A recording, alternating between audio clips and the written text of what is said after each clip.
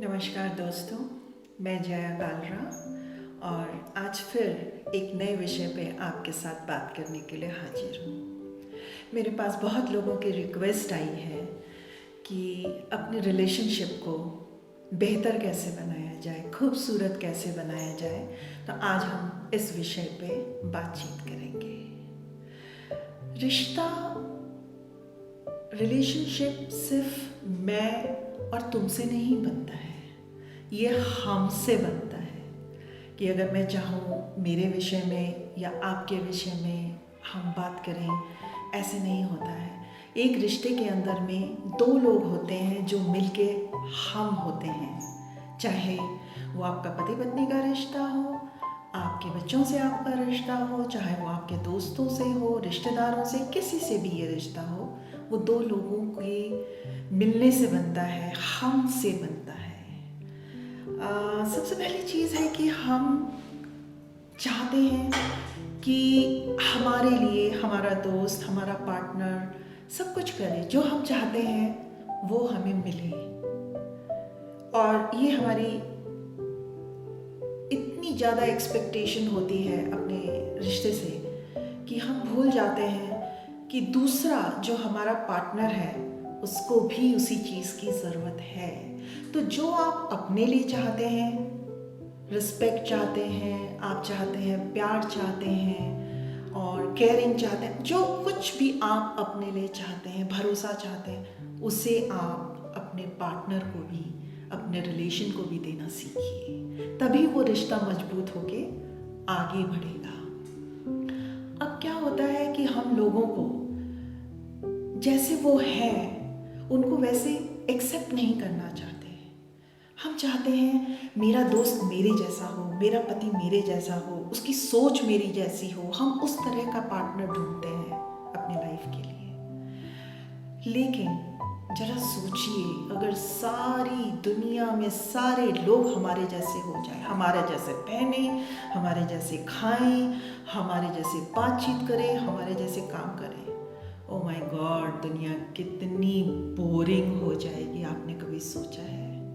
क्योंकि variety is the spice of life. तो जो आपका पार्टनर जैसा है उसको वैसा ही एक्सेप्ट क्यों नहीं करते हैं? उसको एक्सेप्ट करना सीखिए। आप देखेंगे कि ज़िंदगी में मज़ा आने लगेगा। आप उन्हें एक्सेप्ट करेंगे, वो आपको एक्सेप्ट करेंगे।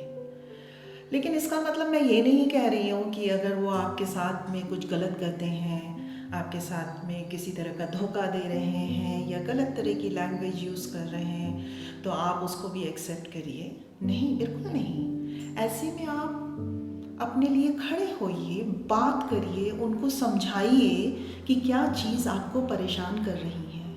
अपने दिल के अंदर में एक पॉइजन ट्री मत ग्रो करिए। और कम्युनिकेट करने से सारी चीज़ों का हल मिलता है, ऐसा नहीं है। आप उनको पॉजिटिव एनर्जी भेजिए, आप देखेंगे कि आपकी उस एनर्जी से उनके अंदर भी बदलाव आएगा।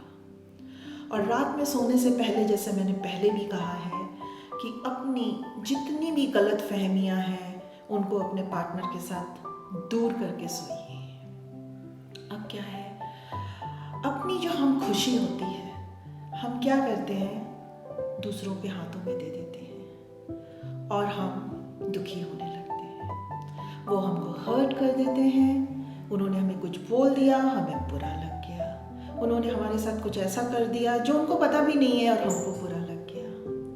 अब क्या होता है, हम रात दिन उसको अपने दिमाग में चला चला के परेशान होते हैं। तो क्यों ना उन बातों को आप उनके साथ में बैठ के सुलझा लें।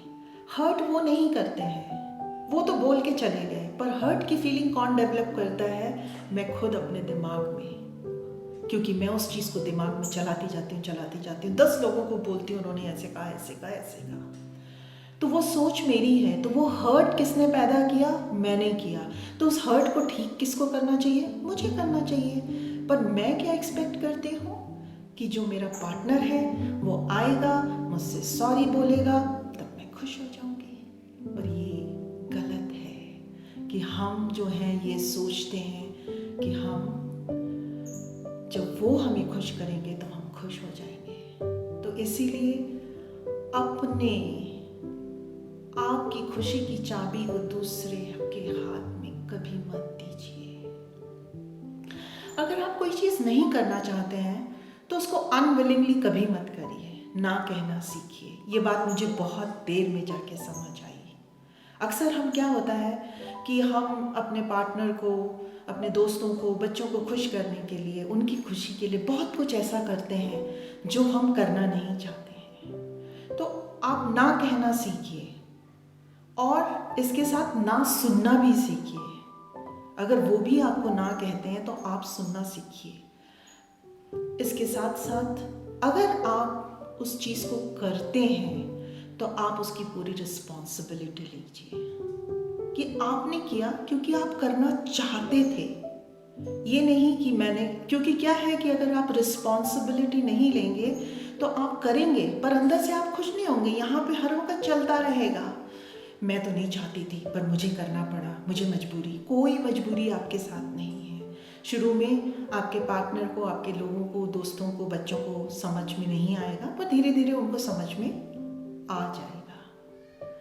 कई बार क्या होता है, हम रिश्तों में एक बहुत कोई ना कोई एक पार्टनर लो फ्रीक्वेंसी में चला जाता है, मतलब उदास होता है, उसको अच्छा नहीं फील हो रहा होता है। और उस समय हमें क्या करना चाहिए? अगर हम हाई फ्रीक्वेंसी पे हैं तो हमें उस इंसान को, उसकी एनर्जी को अपने लेवल तक लाना चाहिए। इसके बारे में मैं आपको एक छोटी सी कहानी सुनाती हूँ। मैंने कहीं पढ़ी थी, एक पति पत्नी थे और वो आपस में डिस्कस कर रहे थे कि उसकी सैलरी रेज नहीं हो रही है। तो पत्नी ने अपने पति से कहा कि तुम डरो मत और जाके अपने ऑफिस में अपने बॉस से बात करो, तो मुझे लगता है कि तुम्हारी सैलरी बढ़ जाएगी। अब वो जो पति था वो बहुत डरता था। उसने पहले भी कई बार सोचा पर बात नहीं कर पाया। पर आज वो डिसाइड करके अपने ऑफिस पहुंचा और उसने हिम्मत करके अपने बॉस से बोल दिया कि सर, मुझे सैलरी में रेस चाहिए क्योंकि मैं काफ़ी मेहनत करता हूँ। और उसके बॉस को समझ आई और उन्होंने उसको कहा कि ठीक है, आज से तुम्हारी सैलरी में मैं रेस करता हूँ। वो बहुत खुश हुआ और जब वो घर आया तो उसने कहा सबसे पहले मैं अपनी पत्नी को ये गुड न्यूज़ दूंगा। उसने आते ही ये गुड न्यूज़ अपनी पत्नी को दी और तभी उसने देखा कि डाइनिंग टेबल पे अच्छी क्रॉकरी लगी हुई है, अच्छा खाना सर्व किया हुआ है और सब कुछ बहुत सुंदर है, कैंडल्स लगे हुए हैं। वो बड़ा खुश हुआ कि फिर उसने सोचा शायद ऑफिस से किसी ने मेरी पत्नी को बता दिया होगा कि मेरी सैलरी रेज हो गई है। तो और उसने जब वो बैठा, उसकी पत्नी ने उसको बोला तुम बैठो, मैं खाना सर्व करती हूँ। तो उसने देखा टेबल पे एक कार्ड पड़ा हुआ था और उस पे लिखा हुआ था, मुझे पूरा यकीन था कि तुम ये कर सकते हो और तुम्हारी सैलरी जरूर बढ़ेगी और इस खुशी में ये सब तुम्हारे लिए है जो कुछ मैंने किया। पति बड़ा खुश हो गया। पत्नी किचन की तरफ जा रही थी, तभी पति ने देखा कि उसकी जेब से कुछ गिर गया है, कुछ कागज गिर गया है। पत्नी ने उसको नोटिस नहीं किया, वो किचन में चली गई। जब पति ने वो कागज उठाया तो देखा वो एक कार्ड था और उस पे लिखा हुआ था, कोई बात नहीं, अगर तुम्हारी सैलरी नहीं बढ़ी तो मुझे इसका कोई गिला नहीं है क्योंकि तुम इससे कहीं ज़्यादा डिजर्व करते हो और इसीलिए मैंने ये सब तुम्हारे लिए किया है। हम दोनों एक साथ मिलके बैठ के एंजॉय करेंगे और खाना खाएंगे। देखिए कितनी खूबसूरत सी चीज़ थी कि अगर वो पति आता और उसकी सैलरी रेज नहीं होती तो उसकी पत्नी उसकी एनर्जी को कैसे बढ़ाती। ऐसा ही हम अपने रिश्तों में भी कर सकते हैं। रिलेशनशिप कोई बिजनेस नहीं है, ये कोई गिव एंड टेक नहीं है कि आप कहें मैंने तुम्हारे लिए ये किया तो अब तुम मेरे लिए ये करो। कल मैंने तुम्हारे लिए ऐसा कुछ किया था, मैं तुम्हारे साथ कहीं गई थी, अब तुम्हें मेरे साथ कहीं चलना पड़ेगा। नहीं, रिश्ता है, जिस भावना से कोई चीज की जाती उस भावना को पहचानिए। वस्तुओं को मत देखिए या चीजों को हम कोई गिफ्ट दे दिया, कोई कुछ हो गया, वो इतने मायने नहीं रखते, पर उसके पीछे की भावना वो मायने रखती है। इसलिए अपने पार्टनर की, अपने रिश्तेदारों की, सबकी भावनाओं को समझने की कोशिश करिए। रोज मेडिटेट करिए और अपने परिवार को, अपने दोस्तों को, अपने रिश्तेदारों को एक पॉजिटिव एनर्जी भेजिए। आप देखिए रिश्ता कितना खूबसूरत बनता है। आज बस इतना ही। अगर आपके पास भी कोई विषय है तो आप ज़रूर कमेंट बॉक्स में लिख भेजिए। मैं उस विषय पे कोशिश करूँगी कि ज़रूर बात करूँ। और आप किसी विषय पे मुझसे राय जानना चाहते हैं, या आपकी कोई परेशानी है मुझसे डिस्कस करना चाहते हैं, या किसी तरह का हीलिंग लेना चाहते हैं, तो आप मेरे बारे में जान सकते हैं कि मैं किन किन फील्ड्स में काम करती हूँ। और आप नीचे देखेंगे, आपको सब डिटेल्स मिल जाएगी। तो दोस्तों, आज बस इतना ही। फिर मिलेंगे एक नई वीडियो के साथ, एक नए विषय के साथ। नमस्कार।